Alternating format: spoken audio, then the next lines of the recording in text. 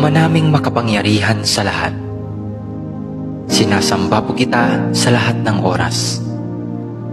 Maraming salamat po sa isang buong araw na nagdaan na puno ng biyaya, pag-ibig at kaligayahan.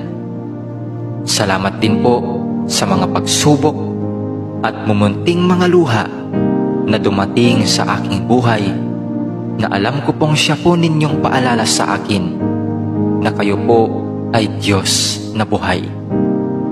Maraming salamat po sa pagbabantay sa akin at sa aking pamilya at mga kaibigan sa loob ng maghapong ito, at sa paggabay sa amin sa mga pagsubok na aming nakasalamuha.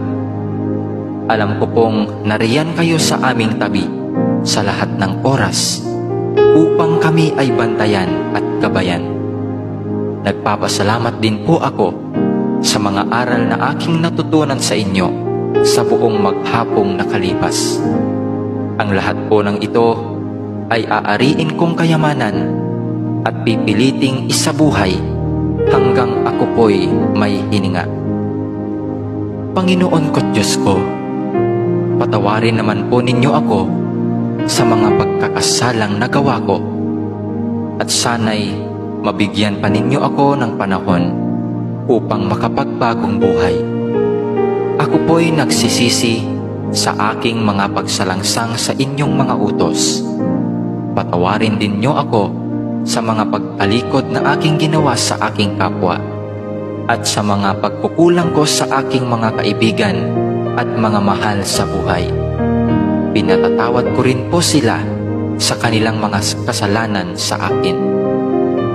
Batbat po ng dumi at kasamaan ang aking puso at isipan.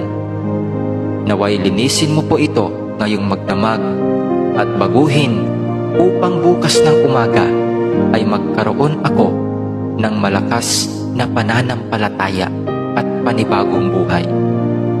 Paliwanagin mo ngayong gabi ang madilim kong isip at kalooban, upang sa kinabukasan ay maging ilaw din po ako sa aking mga kapwa na gagabay sa kanilang madilim na kalsadang tinatahak.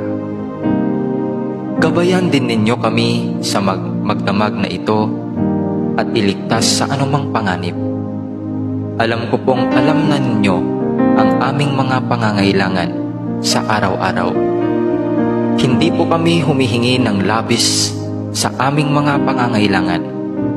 Ibigay mo po sa amin sa paraang sapat po upang kami ay mabuhay